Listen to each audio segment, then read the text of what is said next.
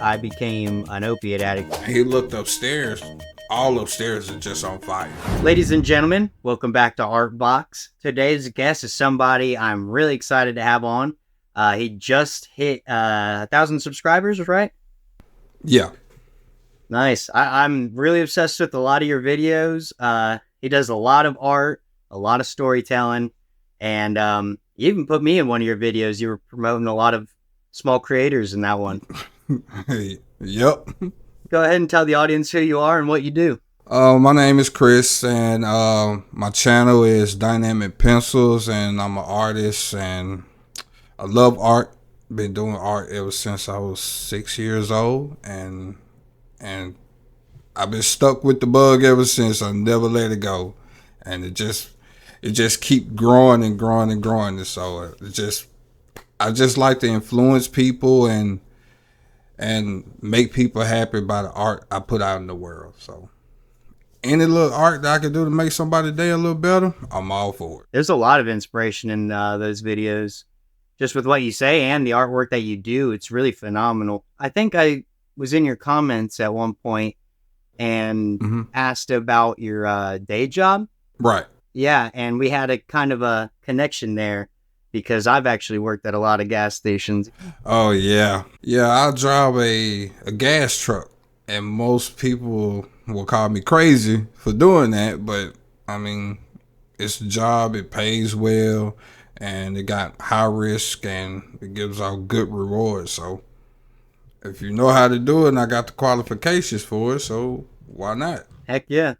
Yeah, I was always working, real early. Like I had to be there for those early shifts to meet the gas truck drivers. But oh God, yeah, I'd be waking up at 3 a.m, go and clock in, open up that store, cook the food if it's gas station that has the food and stuff. Right. And I never thought when that person brought the gas slip that it could be another artist YouTuber. Yep. Hey, we come in all shapes and sizes. No doubt, man. That's actually why I wear this red shirt, is because it's a sign of my my last employed job, which is about 2 years ago now. And my whole my whole objective is to be a full-time artist, and kind of wearing the thing that made me feel like I wasn't doing anything and trying to turn it into a symbol. It's right. One of those things. I don't know. I'm trying to be too deep about it. Man, you can never be too deep about it. If it's something that you love and something that you're passionate about, why not? Yeah. Yeah. I mean, I'm honestly, I've been up since like 3 o'clock this morning, so I had to actually go to work today and do that. And that's my goal, is to be a full-time artist.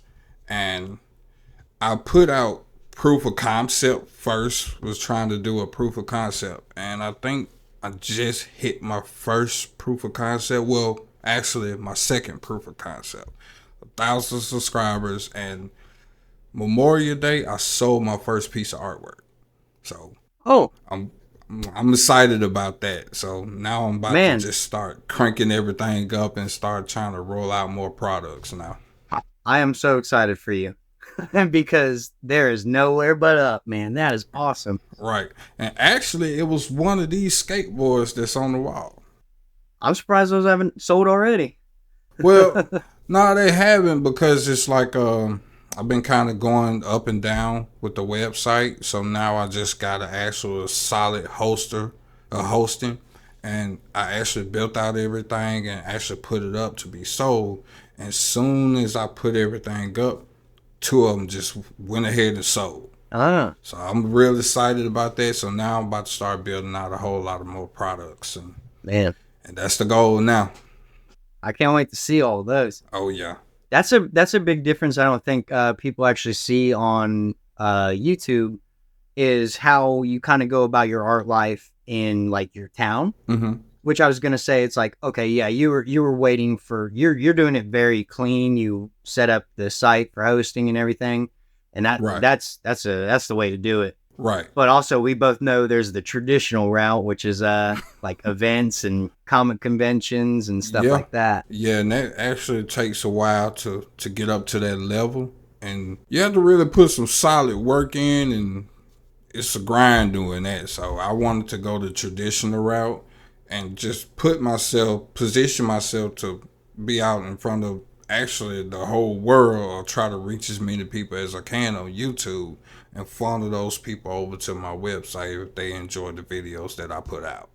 I think that's a good route to funnel them through, because like, you know, you find out who really cares about the videos, who cares about the art. Right.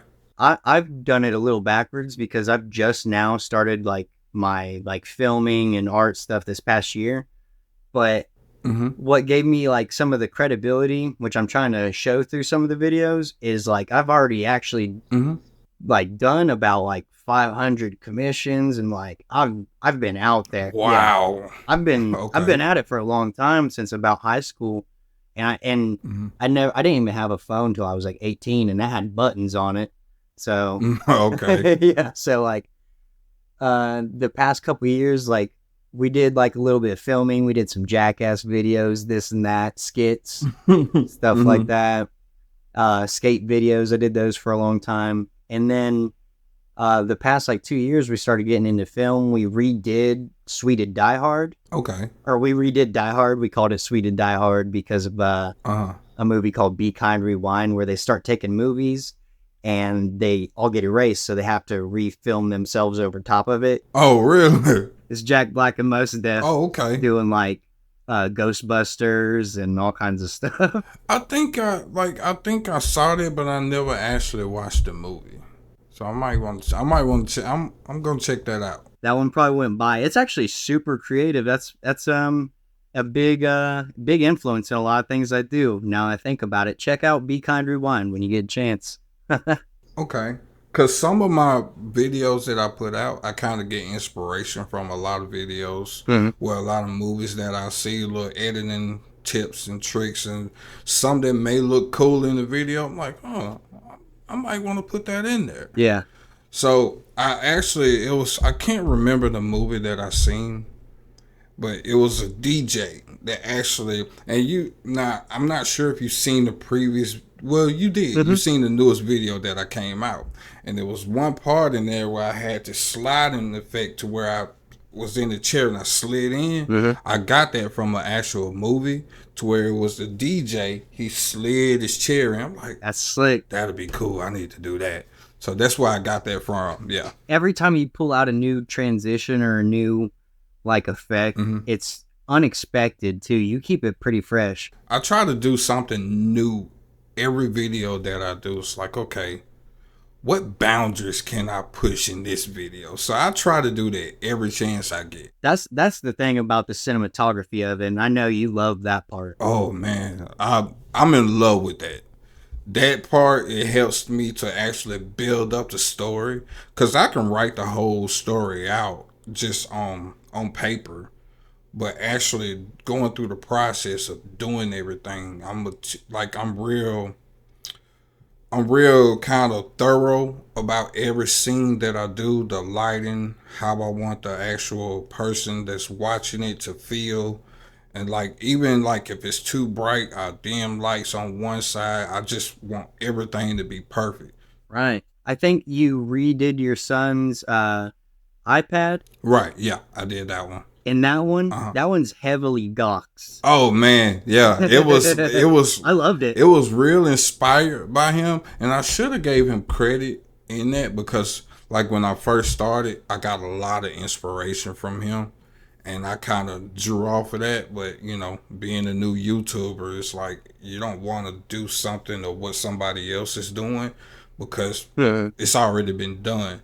So I thought that it's only one GOX, it's only one 1000, it's only one Kipto.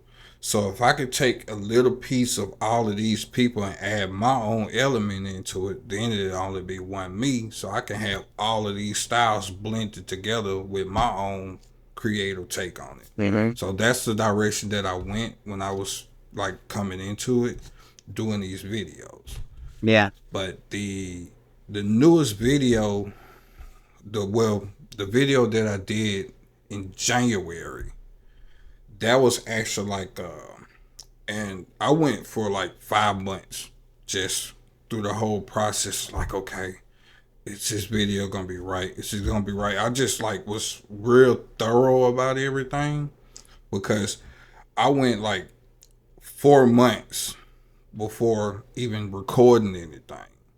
So I was just like real thorough about what I wanted to do in the video, what I wanted to paint, what I wanted to say, how I wanted each scene to look. Mhm. So when I got down to the part, it's like, okay, I can't look like Gox. I can't look like this person. I have to add in myself and nobody else. And I think that's what helped elevate that video. Yeah. Speaking of which, there's a huge transition before you like actually get into filming these videos. Mm-hmm. What actually brought you to YouTube? Because you said you've been doing like art for a long time. Right. You know, what kind of barrier did you jump to finally start doing YouTube? As anybody, like for anybody, it's like life happened. And I walked away from art for a while and I came back to it, but not in the way that most people would. I went about being a tattoo artist, and when I was in that world for a while, which I loved it, but the payout wasn't as big. So my reasoning for doing YouTube is like I knew I wanted to do YouTube, I just didn't know what.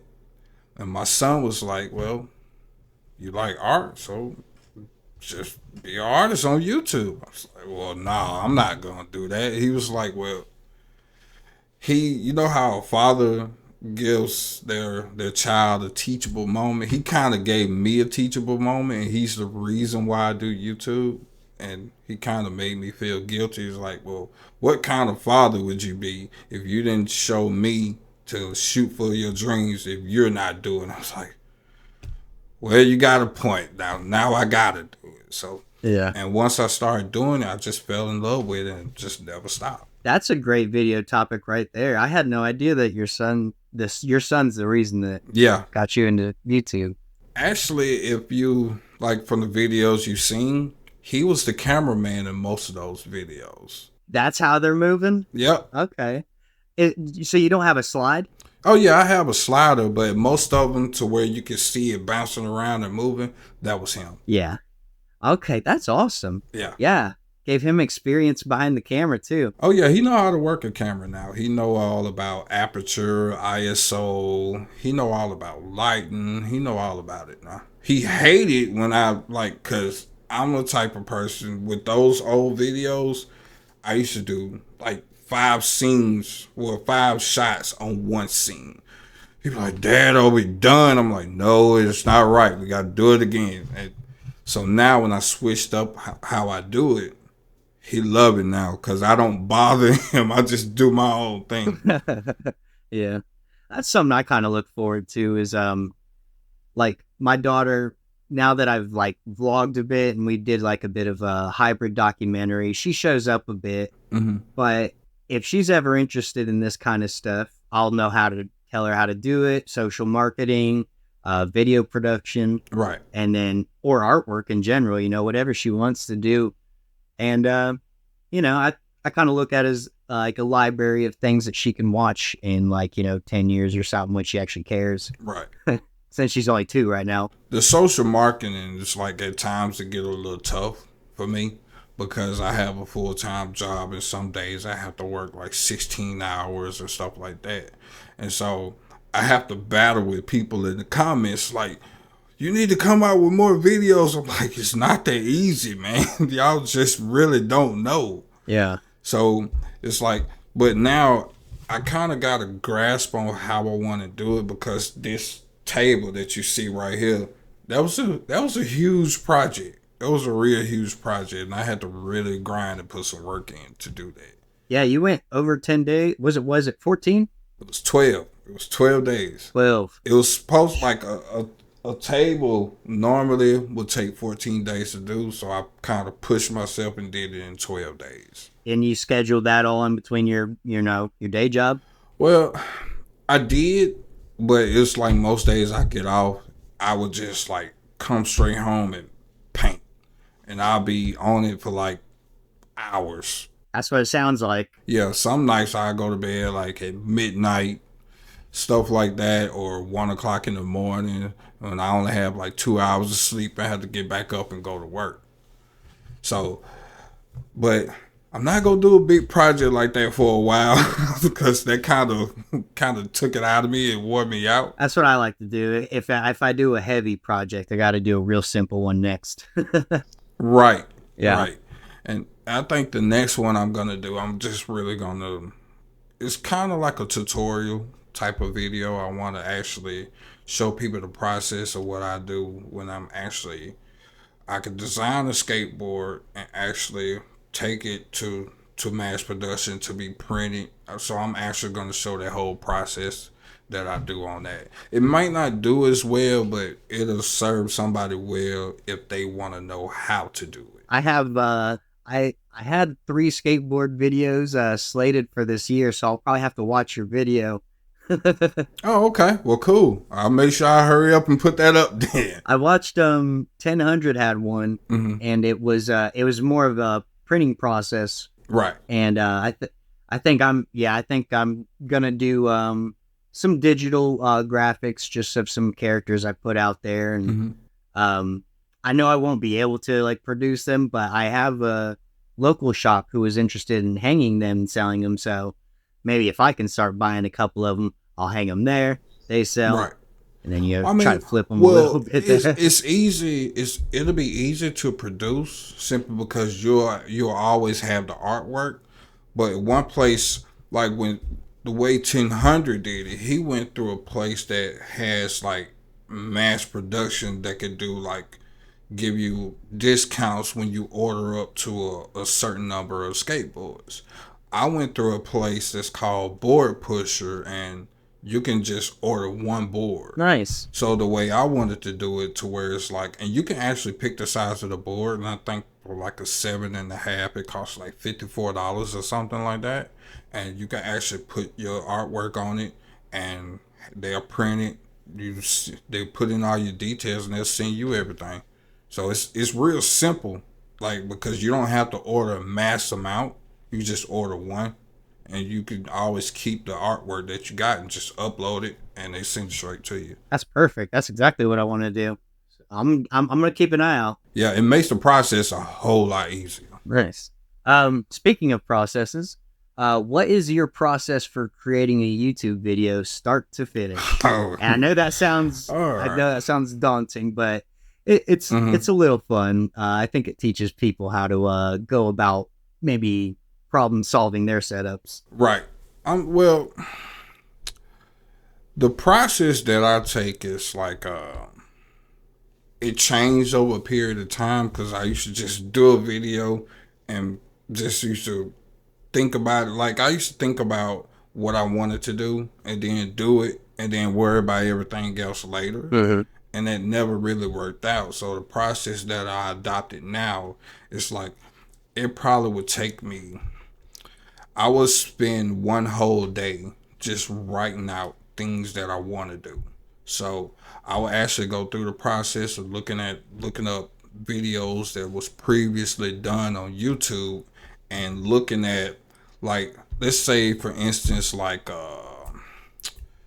Kipto. Mm-hmm. This is where I kind of got the idea for what Kipto did and for what 1000 did, and I put both of them together, which gave me this. So Kipto did one where he had a coffee table, and 1000 did one where he reached a milestone, he painted a wall. So I figured, I'm like, okay, if I do both of those, I'm not copying Kipto, I'm not copying 1000, I'm being original when doing my own thing because it's got a little bit of both. So that's the idea that I went through when it came to that. So the process, what I do when I do all of that, it's like I would spend a day or however many days just writing out ideas because that's where it always starts. Yeah. Gotta have a good idea, and you can have an idea that somebody else did, but you have to make it unique to yourself. So that's my first process that I do, and once I figure out which one that I know is gonna be a good video, then I just go in the process of just like formulating the script on what I want to do and how I want to do it, because I have everything set up in a program that I have called Notion. And the way I do it is like I start, it has like 1 through 10, I put 10 titles in. Then I have like another section, it have like for thumbnails.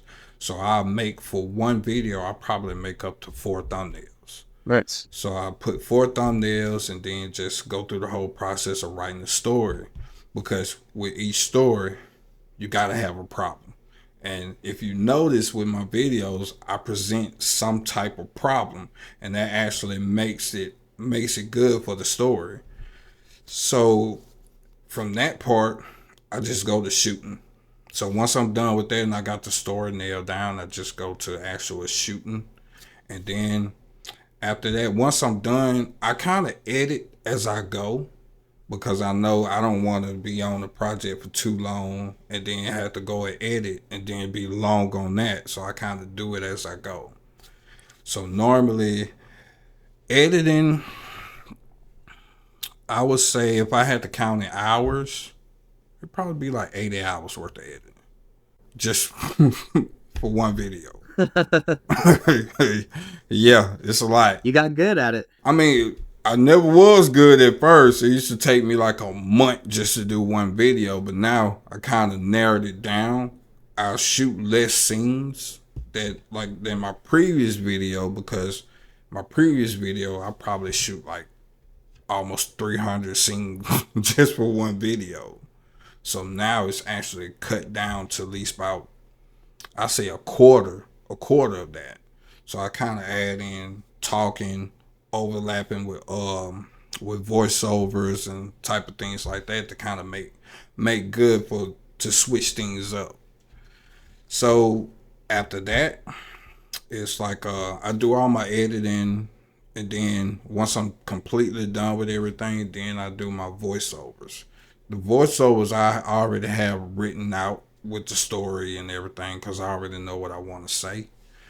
And after that, it's just color grading. So it could be like up to 80 hours worth of work, but I'm in love with that process. So I don't really take it serious when it comes. I don't really look at it like daunting like a lot of people would. Yeah. I love the process, so I'm excited about it when I get to the editing part. Yeah, the flow state kicks in a whole nother way. I'm sure you've experienced where the art translated into editing at a certain point. Oh, yeah. That's how it felt for me. I'd get lost in painting, and you'd be like, well, a whole day actually went by. Mm-hmm. And then, it's time to go. Have to make myself go to bed. And then right. Started getting better and better at editing, and it starts getting more addicting the better you get. Right. Now, the hardest thing I figured out about doing YouTube was the introduction. That was, I don't care what no YouTuber tells you, that part is hard. If you can nail down the introduction and keep people watching, I think you got a good element for a good video. If you can keep at least 50% of those people watching in the first 30 seconds. I think right now I'm teetering towards 35 to 40%. Nice. So I'm not where I want to be, but I'm trying to get that 50%. My last video did a lot better than I thought it would. Kind of just doing what I love, and just playing in the edit a bit. And it's done really well. I think I'm up to like 700 views in 4 days, which is good for me. Oh, that is good. Yeah. And but like by the end of the video, like near the end, it's like 13%. Right. But hey, that's more than I could ever hope for. I never thought I'd be doing this stuff. Oh yeah. Yeah. I mean, it's tough to kind of keep people watching throughout the whole video. Yeah. So the goal for me, if I can actually get my message across within at least 5 minutes.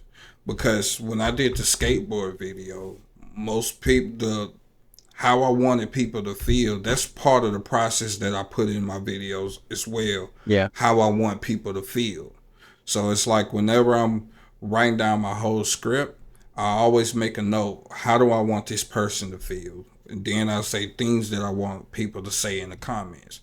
And one thing that I wanted people to say was this video is inspirational. And I had so many people saying that I was like, okay, I achieved my goal. Confirmed. So yeah, so I kind of go through the process. It's like when I do all of my editing, I go and look. I'm like, okay, is this part good? No, it's not good. I'm gonna take that out. So I take it out and kind of shorten it and condense it to where it makes sense. And that whole, it's like you'll never really fully get good at it. It's just like knowing what to put in your video and what not to put in your video. If it's boring to you, it's gonna be boring to the person that's watching it. Yeah. So I kind of keep that in mind when I'm doing all the editing, and I just kind of keep chugging along, going through the whole process of doing everything. What is your like posting process for afterwards? Like, do you wait a certain time? Do you have certain days that you think that are better? You know, I know some people have different audiences. Well, you mean as far as posting on YouTube? Yeah. Okay, so when I posted cause I went through a process, a problem when I seen where I was getting two separate audiences, one in America and one in the UK. And at one point it started dipping in America, but the UK was just it was just raising up. So I figured, I'm like, okay, I want to get the most I could out of my video. So you know how most people would look on, I think it's vidIQ, Uh-huh. and they can see the best time to post. Uh-huh. I kind of reversed that. I'm like, okay, I'll follow my audience in the UK. So I'm like, okay, if I post this video, I'm gonna post it at midnight because I know it's daytime over there in the UK. So while I'm asleep, they can be watching this video. So as soon as it hit midnight, that's a full 24 hours that I can get instead of just half of the 24 hours. Nice. So I did that on this newest video, but on the 24-hour skateboard, well, the skateboard video, on that one, it's like I just posted it like at 9 o'clock. And I really didn't even expect it to do what it did. And I think that video got like 11,000 views right now. I'm like, my mind's still blown to this day because I never thought that I'd have a video and just take off like that. Yeah. But so when I figured that out, I'm like, okay, well, I need to start posting at midnight because when I posted at midnight, I think I woke up at 3 that morning to go to work. And I think I had like 600 views when I got up. I was like, damn, I wasn't asleep that long. And it works that way. So I figure, I'm like, okay, I need to utilize the audience that I have and make it work for me. So when they're asleep, people in America are up, and then I can still have that video trending upwards. So That's a good idea. yeah. So that's the process I'm taking with the videos now, as far as posting goes. So good idea is to find your window for your specific audience, and then try to utilize that entire window. Yep. Just make it work for you. Yeah, because I'm noticing like I can hit like certain moments of my window because it's like, maybe I posted it at the tail end and my audience went to bed after a few hours, or maybe this is too early. They're all at work. You know, different things you got to think of. It's just knowing where your audience is at and then just using it to your advantage. So if you already know the bulk of your viewers come from, let's say, New Zealand, and you figure out the time zone in New Zealand when everybody's getting up, Genius. I'll just shoot for that. So figure to set my video to the time zone for New Zealand. Well, set it to, so it may be different. It's different in the US. So the time zone over there, it's like you can kind of align everything together. So once your video upload, you could be out doing something else, sleep or whatever. Your video is still gonna get the traction that it needs to grow. Speaking of which, something that helps your channel and your video grow, the thumbnail is a huge pivot point. Yes. And I noticed you figured it out. I kind of figured it out. Go through that process, because I know a lot of people like follow some of that, like the bold projection. I don't know how to describe it. You're layered out from in front of like a glow sometimes, and So what I did was like I try to learn from a lot of people. And so what the process that I went when I was doing that, it's like in my earlier videos, I was doing like even though it was one that I did for it was a video that I did to where I was like was playing two characters in one video, to where it's like I was making it look like I was going crazy, and it was that whole type of video. So I went that one, and I tried to take a movie approach to that, if you could tell. yeah. But when I did those thumbnails, I tried to make certain parts of it stand out, and it didn't translate the way I wanted to. So I went through the whole down the rabbit hole of studying of how to do thumbnails, and I realized like, okay, I'm not that good at it. So what I need to do, I need to just like I can't reinvent the wheel. Right. So what I need to do is just take a concept of what I see other YouTubers do. So if you notice that every YouTuber, especially like artists, they have movement in their thumbnails. Like even with Gox Art, he had one to where he painted his house, and it had like he had the little roller, and it's always a movement going on in each one. So now the way I do my videos, I try not to worry about doing my thumbnails as much. So I still can do my thumbnails, but I want to outsource it to give myself the most time on a video to get, because to me, if I can go through other what you call these people that create the thumbnails, Freelancers.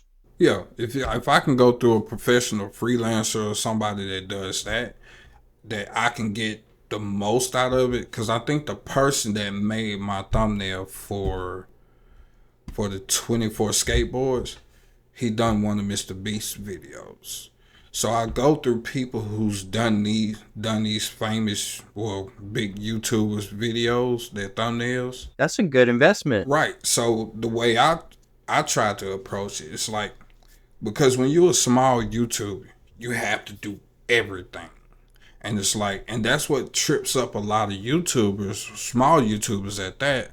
It's like, you got to learn editing. You got to learn lighting. You got to have the right camera settings. It's so much stuff that you got to learn. It's like, okay, by the time you get to doing your video, you feel overwhelmed and you don't want to do it anymore. You just want to give up. So I just wanted to cut out that whole process. Like, okay, I'll just pay somebody to do it. Because if they already doing that professionally, I'll just let them do it. So when I know what I want as far as my thumbnails go, I just want to add movement into all of them, and I tell them exactly what I want.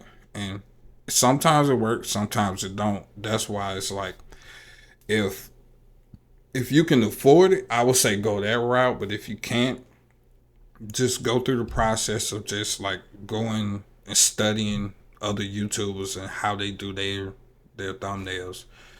And that's what I did early on.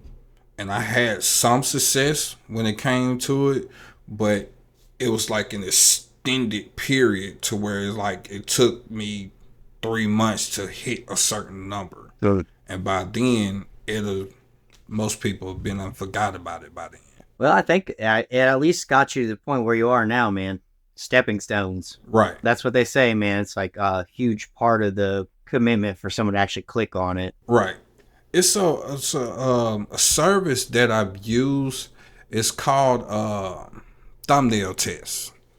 And what it is, it's like that's why I create up to 3 to 4 thumbnails, because you can't just put everything into one thumbnail. Yeah. Because if it don't do well, then you kind of stuck with that thumbnail unless you just go and get another one made or you make a new one. Video IQ, they've been preaching that people are supposed to be getting the A/B testing through their channel, through their studios. Well, they're supposed to be coming up with it, I think, late summer.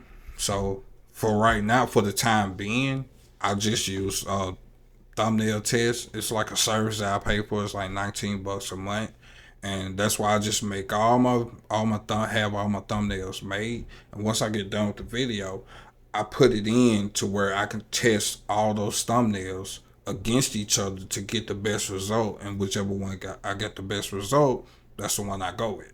Nice. I think it's like in that thumbnail test, you got a lot of famous YouTubers that's in that group because they have a group on Discord. So I think what's her name? April Lynn. Right. She did one on how to blow up your thumbnail, and she did one of those videos to where she was on one of vidIQ's videos to where they was doing an interview with her.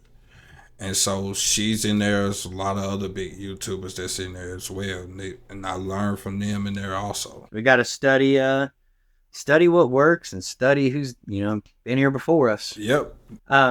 Now we've talked about video production for YouTube a bit. I'd like to ask about your artwork specifically. What materials are your favorite? What do you like working with? I like to. Before the iPad and all of that, I used to be drawing paper a lot, and I have to say, my most favorite thing that I like to use is the iPad because it makes the process so much easier. It makes it so easy because it's like a drawing book. Yeah. That you can have all your art in, and you don't have to go scrambling around looking for stuff. Everything is all in there. If you want to share something, you can just share it. So that's like the most thing that I love about what I do, because that's the first thing I go to. Sometimes you might feel bad about leaving behind some traditional like equipment, but at the same time, people who are afraid to make that jump don't realize that all of that is there. It's all there. Oh yeah. And it's all there. It's like you can always print it out, Right. I mean, see, to me, I look at having an art tablet or a Wacom or what's the other one's called? Artist Pro and all these digital tablets. But to me, with the iPad, it's like a central network of everything that I do. So it's like if I want to start designing stickers or something, I could just get on there and start designing them. And once I get through the process of getting it made, I could just make it from my iPad, just upload it. Yeah. It's that simple. If I want to share something, I can share something from my iPad. I don't have to take a picture of a piece of paper, send it off. I don't have to do anything. Yeah. So that makes the whole process for me a lot easier. That's what I would tell any new artists. Mm-hmm. And now that things are a little more available to the public and stuff, right, I would just preach, get into digital art as soon as possible, because it's going to open up every avenue. Yep. Every problem that they're having with their social media probably be solved with some good graphic design and stuff like that. Yep. It goes a long way. I mean, it opens the door. It opens the door for everything, because in this day and age, everything is going digital. So why not have one to where you can keep up with the times? Because I think most people who do Disney videos, all of them have tablets. They do all of their work, even on animation. They use these drawing tablets to do all these animation videos. So even with having an iPad, you can do animation from your iPad, just like even tattoo artists. They use iPads for their stencil and everything. So it's just, I can't preach that enough. The iPad or a drawing tablet would be the best investment that any artist could ever have. Big time. Because I think if they get that, they won't ever go back to paper. Yeah. I kind of use paper as like either crafting or like preliminary stuff. Like that's the drafting stage, right? Or handwriting, like you were talking about. I like to write by hand sometimes. Right. But even though like a week later, I'm gonna have to turn that into notes on my phone. Yep. So now that we talked about your favorite equipment, favorite materials, how did you develop your style? Ooh. All right. I got quite a few. I got quite a few influences.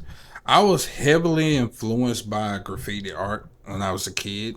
We lived by a train track, and I used to always see this beautiful, bright, vibrant graffiti that was always on the train, and I was always fascinated by it. And I think that's like the catalyst, what jump started everything for me to get into art.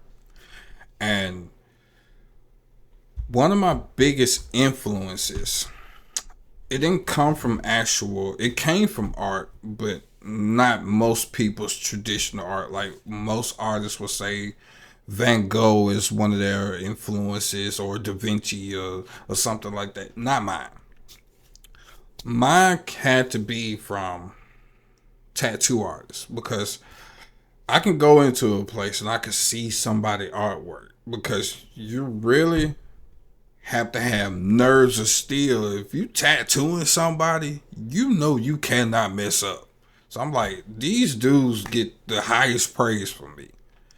So when I was actually looking at it, I used to get these tattoo magazines just to look at them all the time, because I was fascinated by it. It's like you have zero room for error, and they just putting out this beautiful artwork that goes on people's bodies. And one of my biggest influence has to be an artist named Joe Capobianco.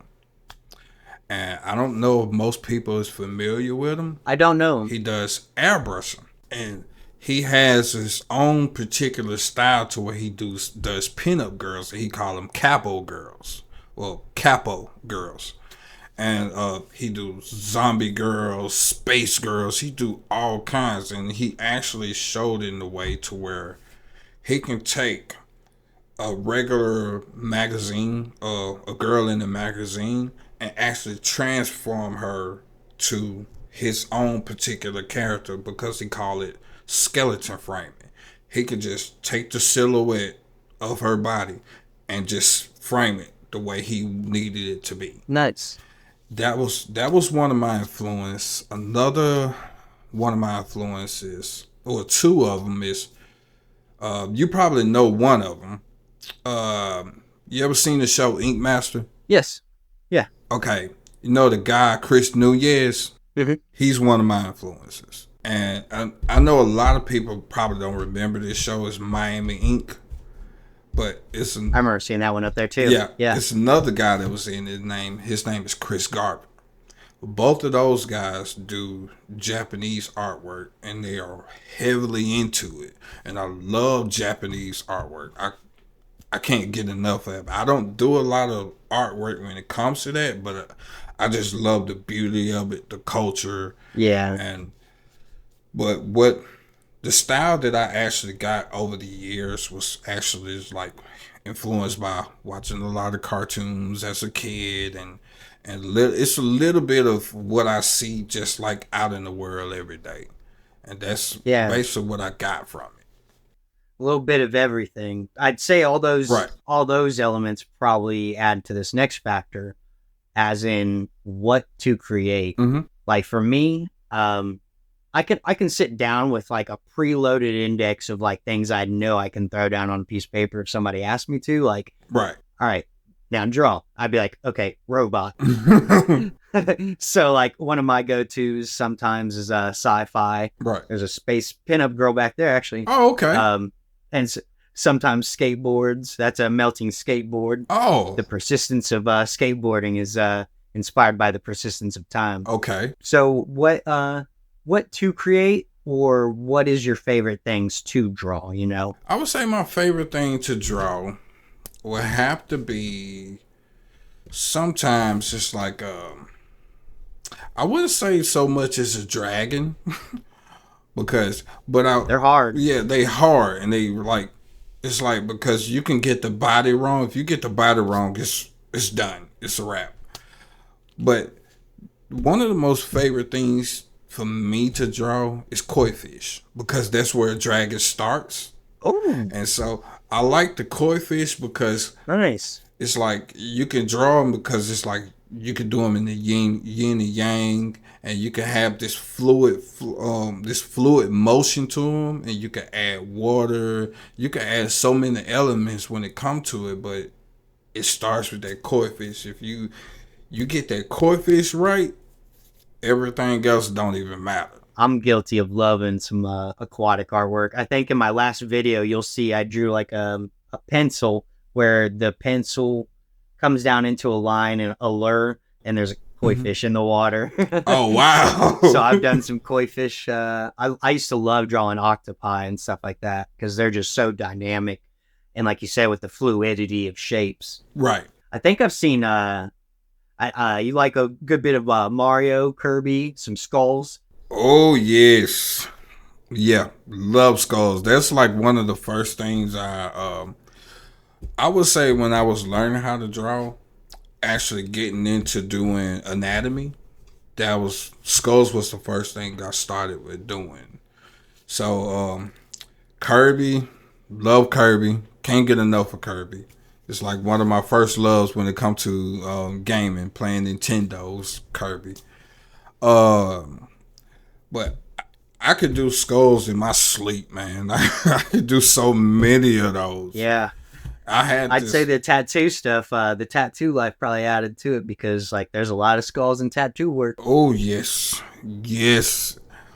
I can't tell you. I've done so many of them. It's just like, oh yeah, I want a skull. Like, okay, come on, and I just go and I've done so many of them to the point to where I could just freehand draw them Mhm. to where I don't have to look at anything. And I think that's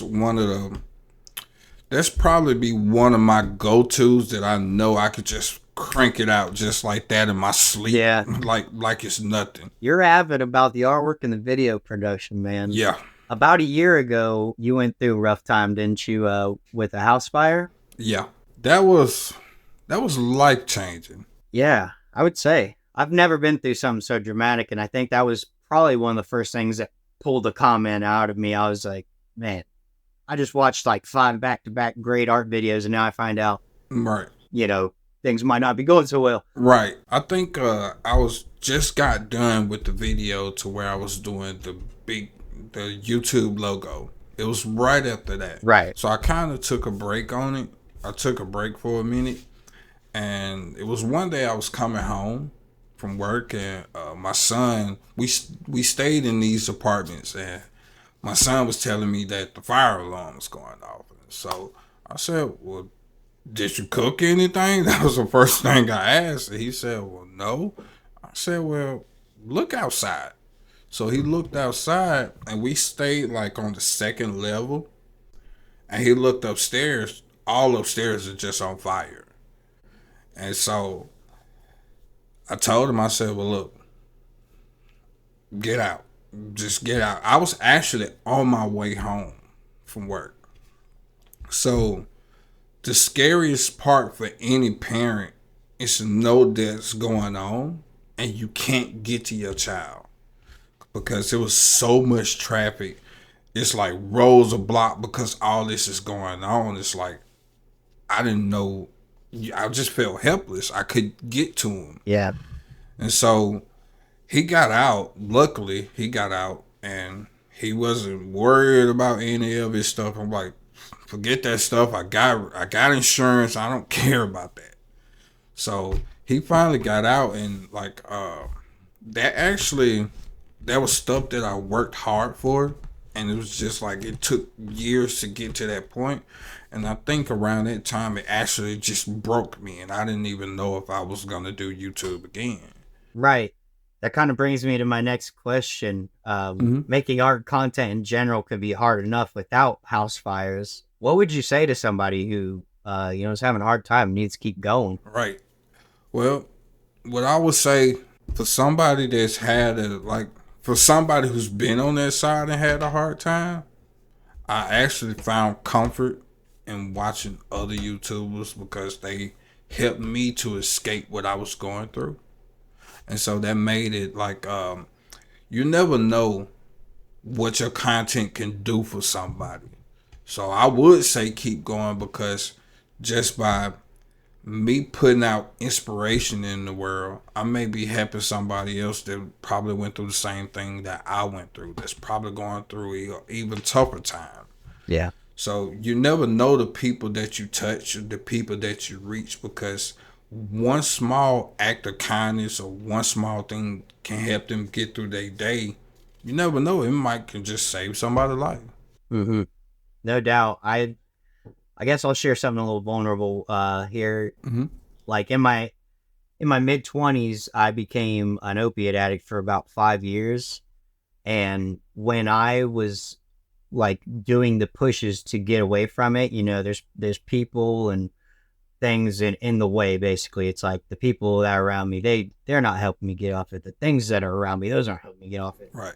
One of the things that Mm-hmm. I can think of is I spent hours just like watching YouTube because I knew I wanted to be fucking clean. Right. So I was going to just distract myself, find things that I enjoyed. I found a lot of things that made me cry. Right. I was in a very sensitive mode. Mm-hmm. But in general, you're totally right. People don't realize what their content can be doing for somebody. Right. And now I'm almost 6 years clean and about 2 years into doing some YouTube myself. Oh, congrats, man. Yeah. Congrats. Thank you.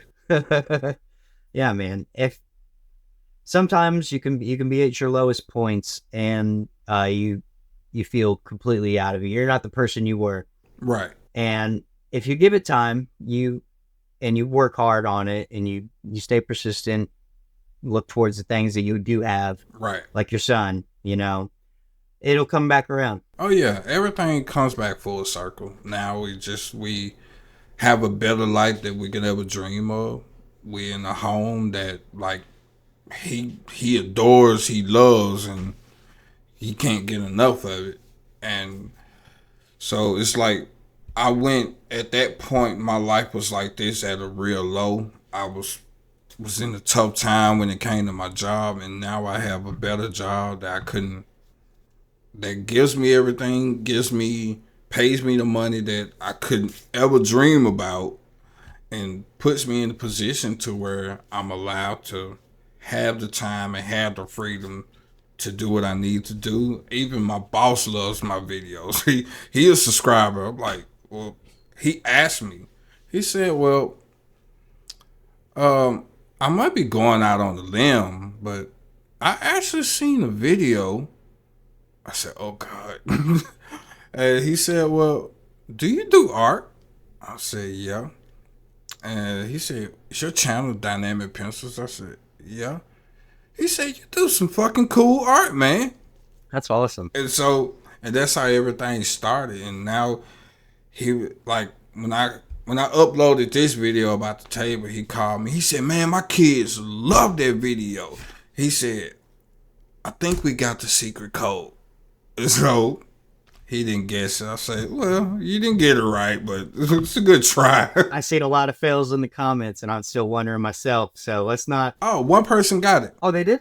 Oh. Yeah, one person got it. Well, if anybody's watching this, they can go to his, what's the name of that video? I can't even remember right now.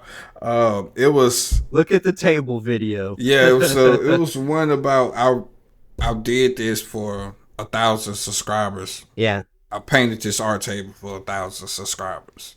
And all throughout that video, you've got little hints and stuff. So anybody watching, right, see if they can go just restart that video and see if they can guess it before actually looking at the answer in the comments or something. Right.